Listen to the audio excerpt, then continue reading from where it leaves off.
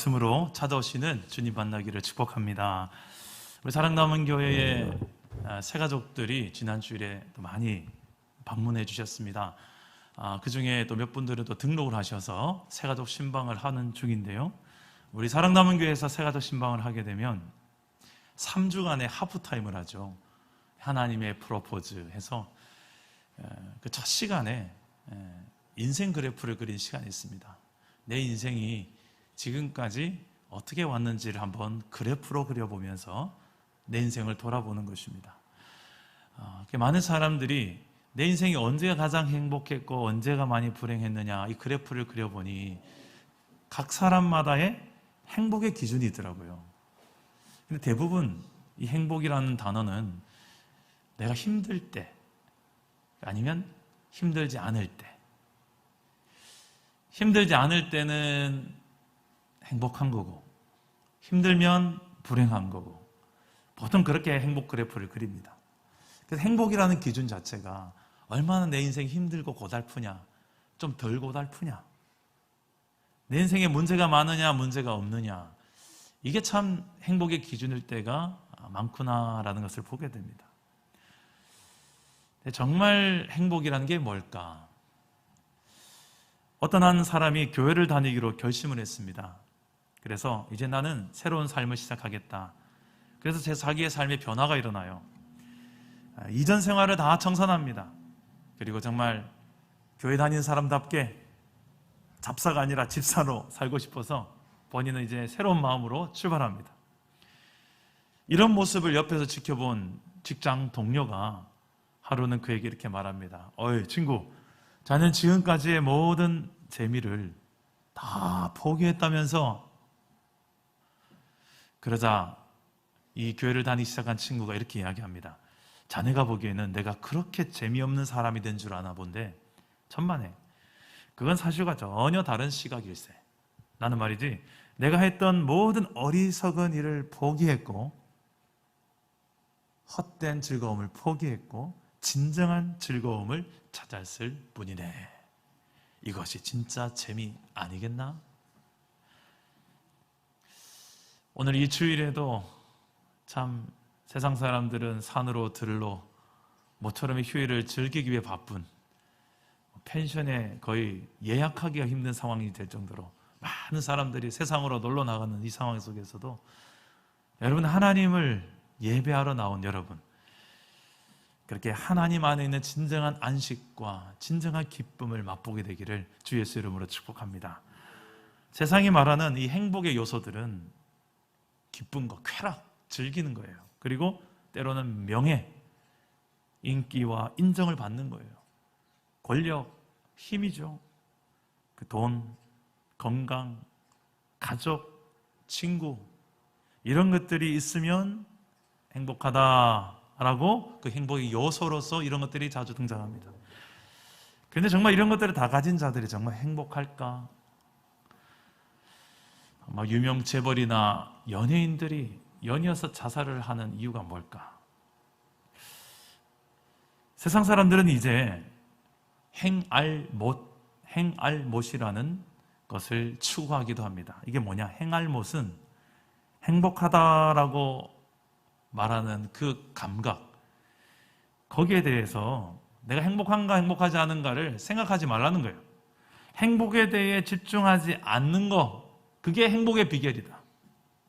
그래서 행알못을 외치기 시작했습니다. 왜냐하면 이 행복이라는 세상적인 일반적인 세상 관념은 사회적 개념, 다시 말해서 좀 상대적인 개념이 많아요. 처음에는 내가 연봉을 5천만 원만 되면 내가 참 행복할 것 같아요. 그래서 열심히 뼈 빠지게 일해가지고 연봉 5천만 원이 드디어 되었어요.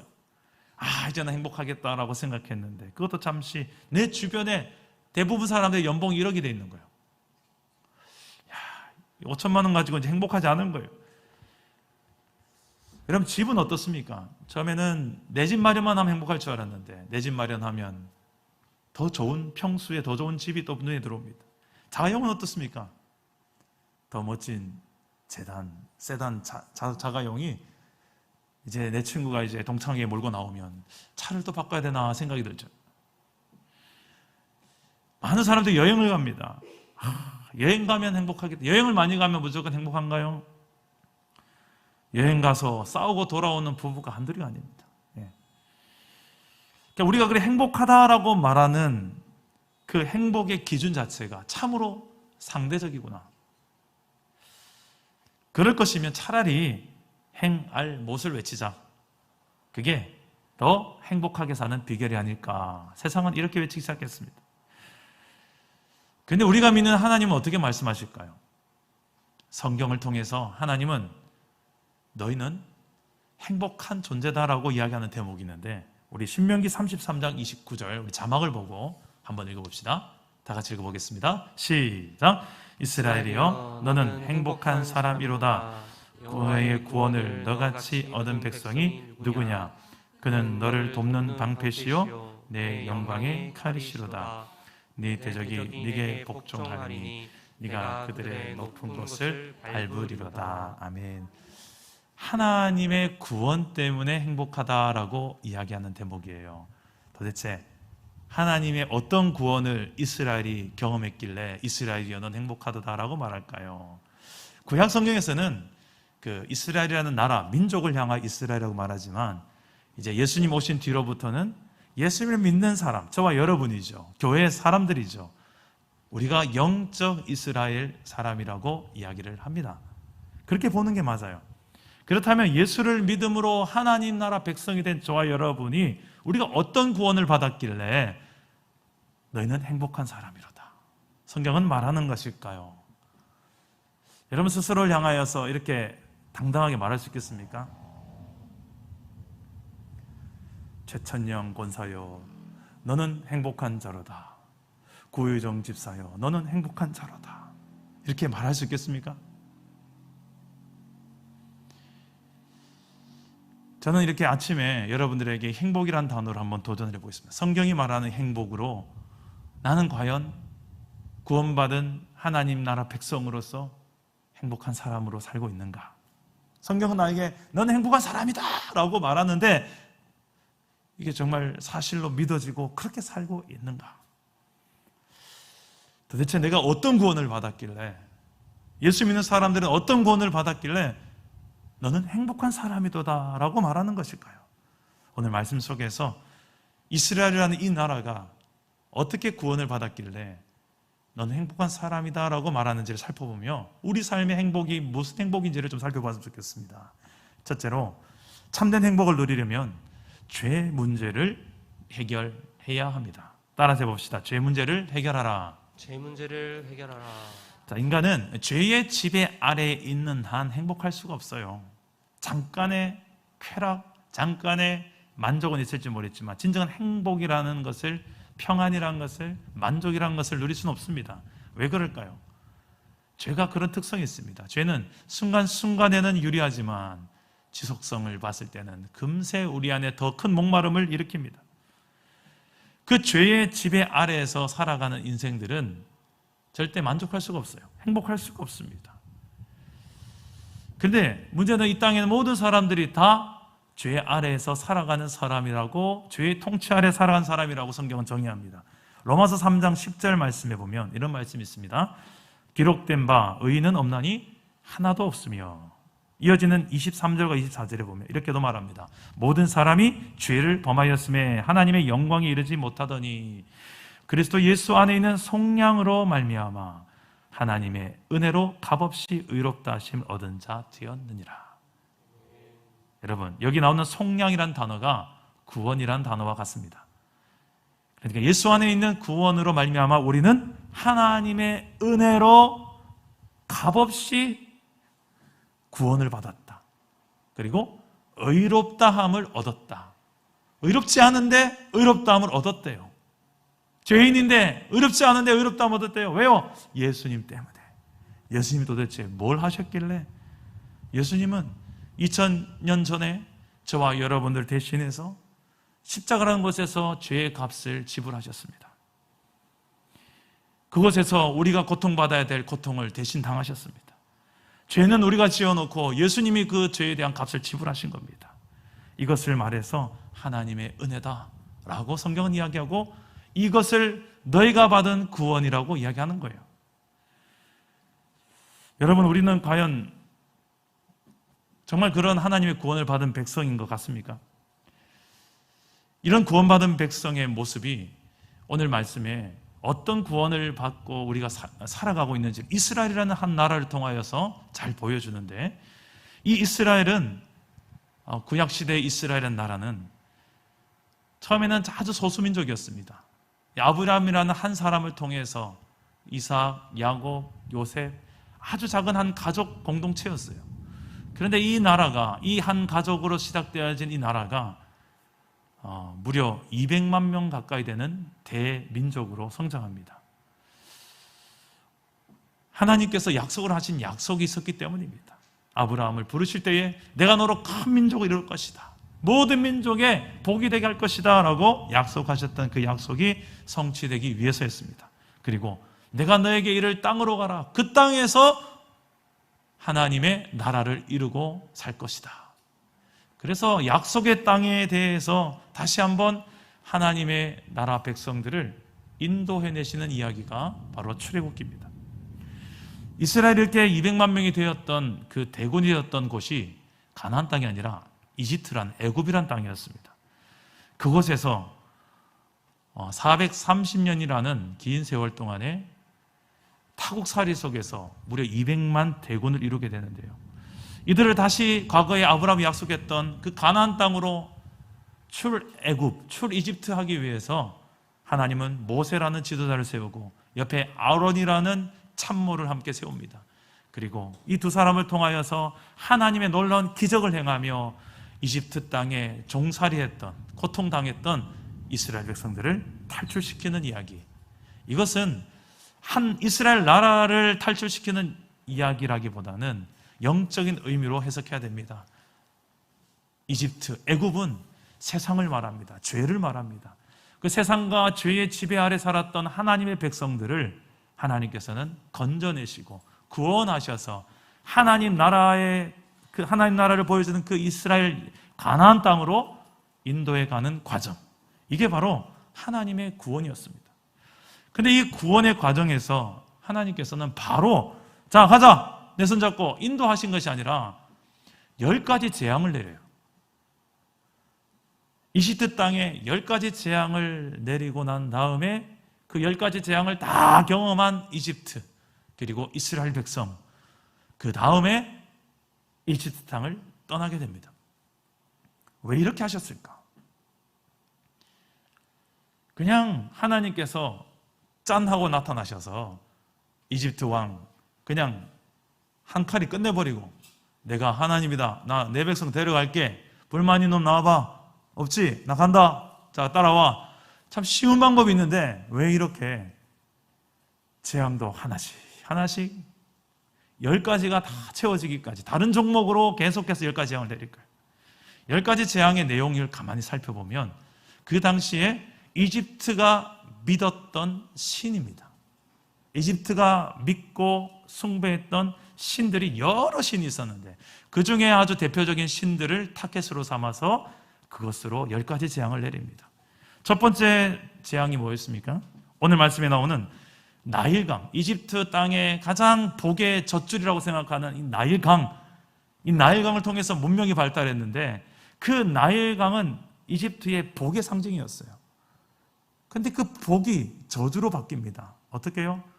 하나님께서 명령하시니까 그 지팡이, 모세와 아론의 지팡이를 거기 넣으니까 거기가 이제 피가 되는 거예요. 이 나일강을 다스리는 나일 신이 있었는데요, 하피라는 신이 있습니다. 그 하피라는 신을 보란듯이 지배하시는 하나님을 보여주는 기적입니다. 그래도 바로 왕은 마음이 완강하여서 이집트 땅에서 이스라엘을 보내주지 않습니다. 두 번째 재앙이 찾아옵니다. 개구리 떼가 나타나는 거예요. 어마어마한 개구리가 쏟아져 나옵니다.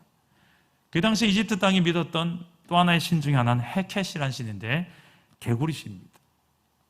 세 번째 재앙은 이입니다. 이. 요즘은 이를 찾아보기 힘든데 온 땅에서 막 이가 막 일어나는 거예요. 얼마나 근지러웠을까? 땅의 신인 게브신이라는 게 있었습니다. 이 게브신을 향한 하나님의 심판입니다. 그리고 파리 때, 그 다음 심판은 파리 때가 나타납니다. 그 당시 이집트가 믿었던 케프리라는 신이 있는데요. 이 파리의 머리를 가진 쇠똥구리, 이 쇠똥구리는 소똥을 굴려가지고 살아가는 모습이 보이죠. 이것은 그 당시에도 부활을 상징하는 신으로서 등장합니다. 이 케프리를 하나님께서 이미 정복하신다라는 의미가 이 파리 때 재앙에 담겨져 있습니다. 가축 전염병이 그 다음에 임합니다. 악질이죠. 그 당시에 황소신이었던 아피스 신을 향한 것이고, 독종의 재앙이 내립니다. 의술의 신인 이모템이라는 신이 있었습니다. 그리고 우박의 재앙이 내리는데, 이것은 하늘의 신 누트 신을 향한 재앙입니다. 그리고 메뚜기 재앙이 내리는데요, 이것은 당시에 농사신이라고 하는 메뚜기 재앙을 막는 신, 세라피아라는 그 신을 향한 것이었습니다. 그리고 곡식신도 있었습니다. 세트라는 신이라는 신의 이름이 있었습니다. 그리고 흑암의 재앙이 있었어요. 온통 어두운 거예요. 그 다음 9번째가 이 흑암의 재앙이었는데, 이것은 태양신으로 믿었던 아문을 향한 것이었습니다.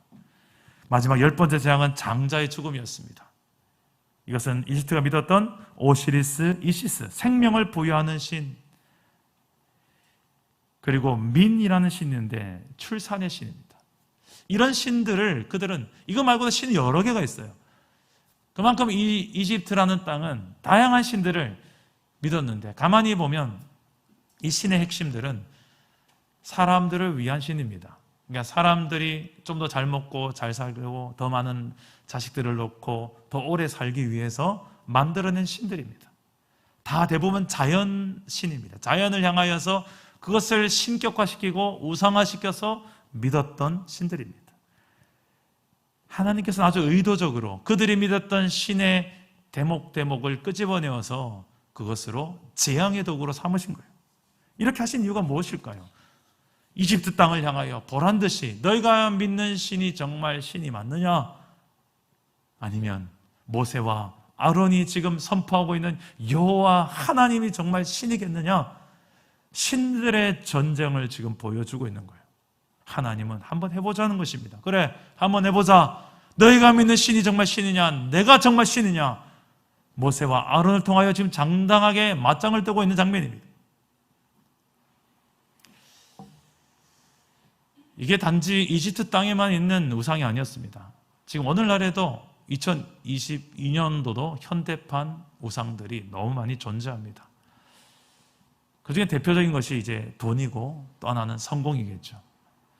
많은 사람들이 돈을 위해서 달려갑니다. 돈이 최고가 되고 돈이 우상이 되고, 돈 있으면 다 되는 거죠. 내 인생의 중심이 딱 돈입니다.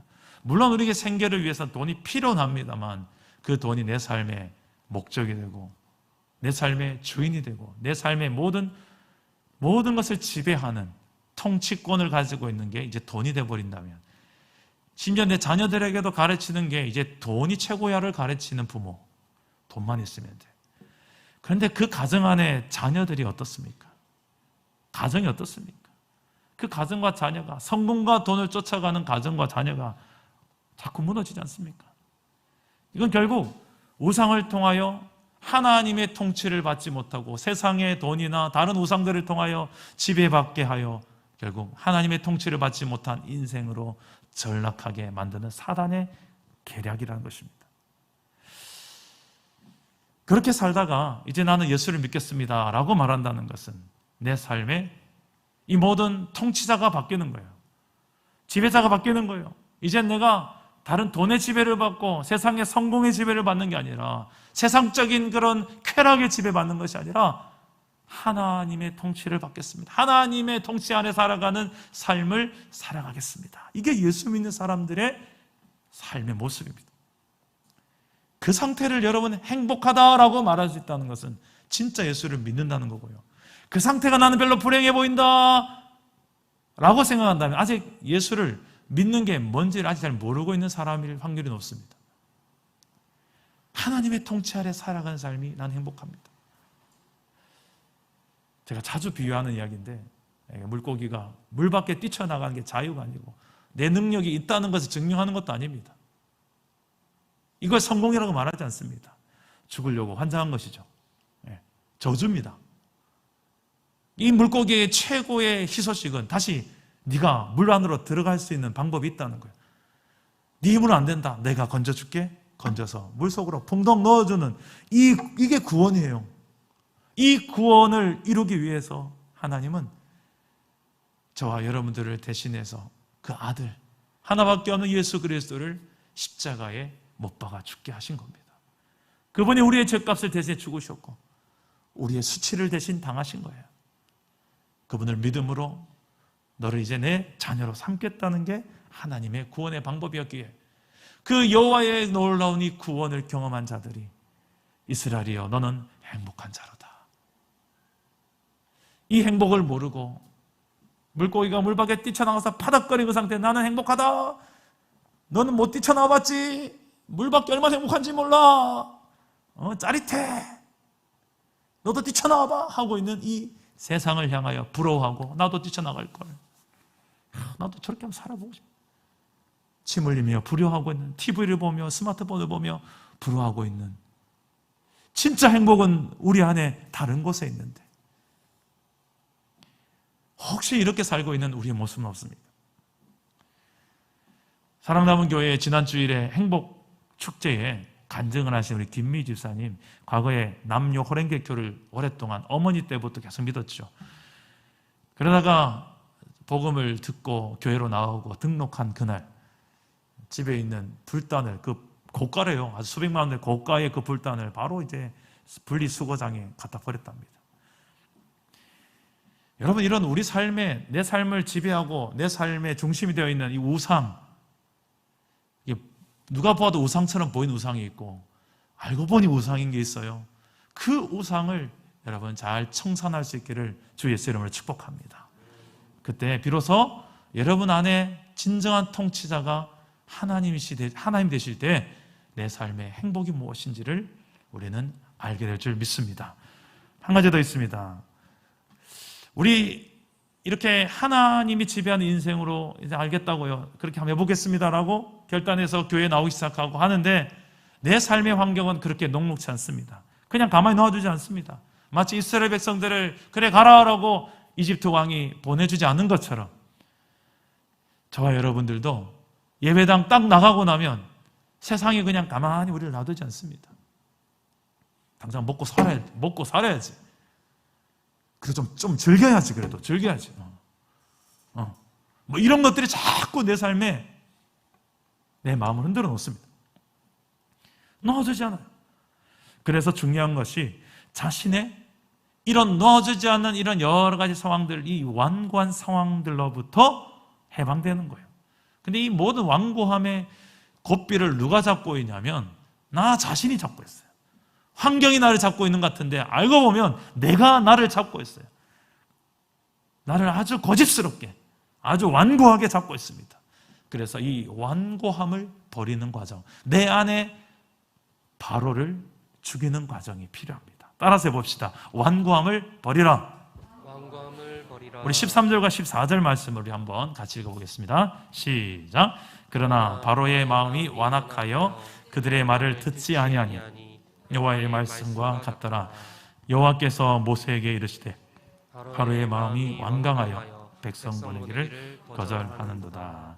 자, 이집트 왕 파라오는 모세와 아론이 계속 이 백성을 보내라고 하나님이 말씀합니다. 보내주세요라고 말하는데 안 보내줘요. 그 이유를 뭐라고 말합니까? 완악함 때문에, 완고함 때문에. 이 완악하다라는 표현이 어떤 상태냐면 이 사전을 보면 성질이 억세고 고집스럽고 사나운 상태를 완고하다. 성질이 억세고 고집스럽고 사나운 상태. 왜 파라오는 이렇게 완악하고 완강했을까요? 아직 내가 하나님을 믿기에는 다른 믿는 구석이 있기 때문입니다. 도대체 파라오는 무엇을 믿었을까요? 여러분, 저와 여러분들 안에도 알고 보면 하나님을 믿는다면서도 하나님 아닌 다른 이 파라오와 같이 믿고 붙드는 것들이 혹시 있지 않은지 보았으면 좋겠습니다. 얼마나 억세고 고집스럽고 사나운 내 안에 내가 있는지, 그런 내 안의 완악함을 볼 때가 우린 종종 있지 않습니까? 그런 내 안의 완악함, 내 안의 이 바로가 죽어야 우리는 영적 출애굽을 할 수가 있는 거예요. 진정한 행복한 삶을 예수 안에 누릴 수 있는 거예요. 내 안에 이 완고함을 버려야 하는 거예요. 어떻게 보면 우상들 중에 제일 무서운 우상이 나 자신인지 모르겠습니다. 그리고 그 나 자신을 끝까지 안 놔주려 하는 이 완고한 나 중심적인 나. 그래서 이 완고함을 다른 말로 표현하면 나 중심성이라고도 할 수 있어요. 하나님 중심이 아니라 하나님 통치하심을 받노라 말은 하지만 결국 그것조차도 내가 붙들고 좌지우지하려 하는 내가 통치자예요. 알고 보니 하나님은 뭐고도 없어요. 알고 보니 내가 중요하지 나. 여러분은 어떻습니까? 여러분들 안에 있는 이 나 중심성, 나의 이 완고함 때문에 이게 잘 다스려지지 않아가지고 가정에 늘, 그리고 교회 생활도 늘, 직장에서도 늘 가만히 뒤돌아서 보니까 처음에는 환경의 탓인 줄 알았는데, 처음에는 내 환경이 그래서 그런 줄 알았는데 알고 보니 너무나도 고집스럽고 완고한 내가 다 그 자존심, 그 고집스러움, 그게 내가 다 있어서 이거 어디 내 꺾이나 봐라. 그걸 사수하기 위해서 얼마나 많은 갑질을 해왔는지. 그것 때문에 내 자식이 울 때가 있고 내 가정이 눈물을 흘릴 때가 있지 않았습니까? 저도 그런 게 있더라고요. 제 안에 완고함이 있더라고요. 예수를 믿는데도, 이 목사가 되었는데도 제 안에 완고함이 있더라고요. 제 아내랑 대화를 하면서도 의견이 맞지 않을 때는 처음에는 부드럽게 이야기를 하죠. 그죠? 여러분이 봐도 얼마나 이근준 목사 부드럽게 보입니까? 근데 저도 이게 자꾸 이렇게 말이 안 되면 자꾸 이게 완고해지더라고요. 이 고집스러운 게 나오더라고요. 도대체 하면서 땅을 치면서 막 이야기를 하더라고요. 제가 참 답답할 때가 있더라고요. 제가 또 자식까지는 요즘 이 자식이 좀 크니까 자식들이 이제 막 한 번씩 자기 의견을 막 이야기하는데 이 아빠가 이제 애들하고 이제 초등학교 6학년, 5학년짜리하고 무슨 말싸움을 하겠습니까만 한 번씩 애들이 참 속을 뒤집어 놓은 말을 한 번씩 해요. 그러면 참 속이 상하더라고. 그럴 때도 그냥 그렇지 하고 넘어가면 되는데 그게 또 안 돼요. 참 제 안에 있는 완고한 이 모습들 때문에 우리의 가정이 긴장하게 되는 모습들을 볼 때가 있고 하나님의 통치와 하나님의 평강이 깨뜨려질 때가 있더라고요. 여러분의 가정은 어떻습니까? 나의 이 완고함 때문에 정말 누려야 될 하나님의 나라를 누리지 못하게 되는 경우는 없습니까? 예수를 믿는다는 것은 그분을 내 마음에 영접하고 그분이 내 마음의 모든 것을 지배하고 통치하는 상태를 말합니다. 그래서 하나님 나라가 내 삶에 임했다라고 말하는 거예요. 예수를 믿는 것과 하나님의 나라가 임하는 것은 같은 말입니다. 하나님의 통치가 내 삶의 전 영역에 이루어지는 거, 이게 예수를 잘 믿는 거예요. 이 부분만 하나님 다스려 주세요. 요거는 아니에요. 여기 아니고 내 삶의 전 영역에 그런 자를 향하여 하나님의 자녀라고 합니다. 요한복음 1장 12절 말씀 보면 이런 말씀이 있습니다. 영접하는 자, 곧 그 이름을 믿는 자들에게는 하나님의 자녀가 되는 권세를 주셨으니, 예수님을 영접하여 내 삶의 통치자가 하나님이 되었다면 이제는 내가 완고함을 좀 내려놓고 당신이 다스려 주십시오라고 그 주인의 자리, 그 왕의 통치자의 자리를 기꺼이 내어드림으로써 진정한 행복을 누리는 저와 여러분 되기를 주 예수 이름으로 축복합니다. 마지막으로 이 참된 행복을 누리려면 하나님을 예배해야 합니다. 따라서 해봅시다. 하나님을 예배하라. 하나님을 예배하라. 소극적인 의미는 죄를 해결하고 내 완고함을 해결해야 되는 것도 있지만 긍정적인, 적극적인, 능동적인 내가 취해야 될 행동 중에 하나는 뭐냐면 하나님을 바라보며 하나님을 예배하는 거예요. 우리 16절 말씀으로 함께 보겠습니다. 16절입니다. 시작.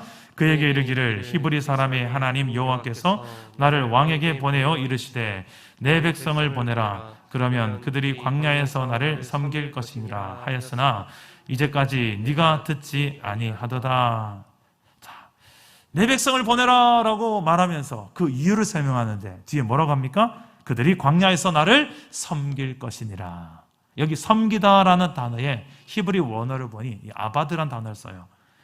이 아바드란 단어는 일한다, 섬긴다, 예배한다. 예배라는 단어를 설명할 때도 이 아바드라는 단어를 씁니다.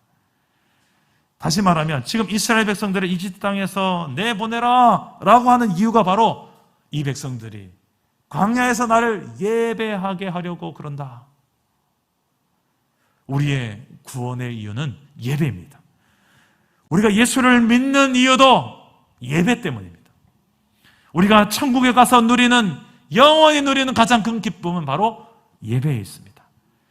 그 예배를 행복으로 여기는 자들이 바로 예수 믿는 자들이에요.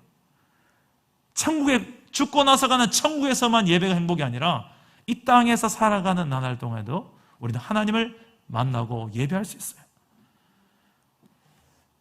도대체 예배가 뭐길래? 예배는 하나님을 만나는 거예요. 하나님을 만나서 하나님과 교제하는 것이 예배입니다. 하나님은 계시된 성경의 말씀을 통해서 우리에게 늘 찾아오십니다. 하나라도 더 하나님을 계시하고 싶어서 안달이 나신 분이 하나님이세요. 나를 숨기려고 애쓰시는 분이 하나님이 아니라 하나님은 어떻게 해서든 우리에게 하나님을 계시하려고 애쓰시는 분이세요. 우리가 잘 관심이 없어서 그렇고 무감각해서 그렇죠. 우리가 너무 바쁘고 하나님께 별 관심이 없어서 그렇죠. 하나님은 우리에게 어떻게 해서든 하나님을 드러내려고 애쓰십니다. 무엇보다도 말씀 가운데 계시된 성경을 통하여서 우리에게 계시하시고 찾아오시는 분이세요. 그리고 우리가 기도를 통하여 예수 믿는 자들의 놀라운 특권이 하나님과 늘 기도하며 소통할 수 있다는 거잖아요. 걸어가면서도 기도할 수 있고 잠들기 전에도 기도할 수 있고 잠자면서 기도할 수 있고 눈 뜨자마자 기도할 수 있고 걸어오면서도 얼마든지 우리는 기도하면서 하나님과 소통할 수 있는 존재로 하나님께서 만들어 놓으셨어요. 이게 다 예배입니다. 하나님을 만나고 그분의 뜻을 깨닫고 그분의 뜻에 따라서 우리가 살아가고 그 안에 진정한 행복을 누리고 이 모든 것이 하나님이 세팅해 놓으신 예배자들의 행복이에요. 그게 예배가 내 삶의 중심이 되어 있으면, 하나님과 만나며 교제하는 게 내 삶의 중심이 되어 있으면 표가 납니다. 딱 표가 나죠. 얼굴이 늘 이렇게 행복해요. 근데 환경을 보면 저런 환경인데 어떻게 그렇게 수입도 많지 않고 가정도 좀 아픔이 있고, 그런데 저 사람 안에는 나는 다 가지고 있는데 없는 행복이 보여요. 왜 그럴까? 저 사람한테는 나보다 더 예수님을 온전히 믿고 사랑하는 마음이 있기 때문입니다. 그분을 진짜 예배하더라고요. 하나님을 진짜 예배하는 예배자는요, 환경을 초월하게 행복합니다. 진짜 그분을 만나니까. 예수님을 믿기로 작정하고 이제 시작하는 모든 우리 성도님들, 가장 중요한 우리 신앙의 첫 단추가 예배입니다. 하나님을 만나는 시간. 헌금도 예전에는 토요일에 다리미로 종이돈을 다려서 우리 어머니들이 하나님께 드렸대요. 그만큼 외적인 것들도 갖춰가면서, 복장도 하나님을 만나는 복장으로 최고 내가 저를 단정을 입고 와서 하나님 만나러 왔어요 나오는 거예요. 그럼 하나님은 외모를 보십니까? 중심을 보시죠? 그렇게 말할지 모르겠지만, 여러분, 하나님을 정말 인격적인 하나님으로 인정한다면 우리의 외적인 것들도 하나님 앞에 갖춰야 될 것들을 갖추지 않겠습니까? 예배의 구경꾼, 응원단이 아니라 예배의 주역으로, 주인공으로, 하나님은 나를 엑스트라가 아니라 주인공으로 하나님과 내가 만나기를 원하세요. 우리 새벽 예배 때 나오시는 성도님들 많이 계신데, 새벽 예배부터 너와 내가 1대1로 네가 주인공이다, 나를 만난 주인공이다, 이렇게 만나기 원하시지, 저 변두리에서 넌 저 뒤에 가 있어, 내가 만나고 싶은 사람은 이충만 만나요. 이게 아니고 한 사람 한 사람 다 난 너와 1대1로. 그래서 저는 찬양 중에 예전에 이런 찬양이 있었어요. 주께 예배함이 기쁨 됩니다. 주께 예배함이 기쁨 됩니다. 주를 가까이 함이 내게 복이라 복이라. 뭐 이런 찬양들 제가 참 즐겨 부르는 찬양입니다. 하나님을 가까이 하고 하나님을 예배하는 것, 하나님과 교제하는 게 내 인생의 최고의 행복이다. 이것을 위해서 하나님이 그 예수 그리스도 하나밖에 아들을 십자가에 매달아가며 저와 여러분을 구원하신 줄 믿으시기 바랍니다. 죄로 인하여 하나님과 단절되었던 우리의 삶을 이제는 예수로 인하여서 회복하시고 하나님과의 그 놀라운 소통의 행복을 누리게 하셨습니다. 말씀을 맺겠습니다. 여러분들은 예수를 믿는 저와 여러분들은 얼마나 지금 행복한 삶을 살고 계십니까? 내 삶을 향해서 행복의 점수를 100점으로 해서 점수를 매긴다면 지금 나는 몇 점 정도 주시겠습니까? 그리고 그 행복하다라는 기준은 여러분 무엇으로 그 100점을 매기셨습니까? 반대로 나는 불행하다라고 여긴다면 무엇 때문에 불행하다고 여러분 그 점수를 주셨습니까? 오늘 예배 끝나고 여러분들 한번 곰곰이 한번 생각해 보셨으면 좋겠습니다. 정말 그런지 아니면 내 감정일 뿐인지. 우리의 진정한 행복의 기준은 눈에 보이는 것에 있지 않습니다. 눈에 보이지 않지만 존재하는 것에 있습니다. 바로 하나님께 있습니다. 그리고 그분의 뜻을 깨닫고 그분의 사랑을 경험하는 데 있습니다. 날 향한 하나님의 그 아들을 건 사랑, 아들의 목숨을 건 하나님의 사랑을 경험하는 것이 있고요. 그렇게까지 해가면서까지 도대체 뭐 하려고 나를 구원하셨습니까? 하나님의 뜻이 있다니까요. 나를 향한 하나님의 계획이 있다니까요. 그 중에 가장 중요한 1번이 예배. 하나님과 나 1대1로 늘 소통하며 살아가는 연합된 그 삶을 살아가게 하는 그거, 하나님이 그토록 소망하는 그 구원의 기쁨은 예배에 있습니다. 오늘 예수 믿는 저와 여러분의 인생 가운데 참된 행복을 매일같이 누리며 또 세상 가운데 증거하기 위해서 이 세 가지를 꼭 기억하셨으면 좋겠습니다. 가장 중요한 이 죄의 문제를 해결해야 됩니다. 예수 그리스도를 믿음으로 그분의 십자가 앞으로 나아가서, 그리고 내 안에 있는 자기 중심성, 이 완고한 상태, 이 완고함을 꺾고 십자가에 못 박아야 됩니다. 그리고 하나님을 적극적으로 예배하는 것, 그 안에 진정한 행복이 있습니다. 하나님 안에 있어요. 이미 이 행복을 누리고 있는 성도님이라면 그 행복을 더 깊이 유지하시고, 아, 내가 헛다리 짚고 있었구나. 하나님 아니라 돈이었고 세상 성공이었고 쾌락이었구나. 그렇다면 다시 돌이켜서 진정한 행복으로 다시 한 걸음 내딛는 오늘 예배가 되기를 주 예수 이름으로 축복합니다.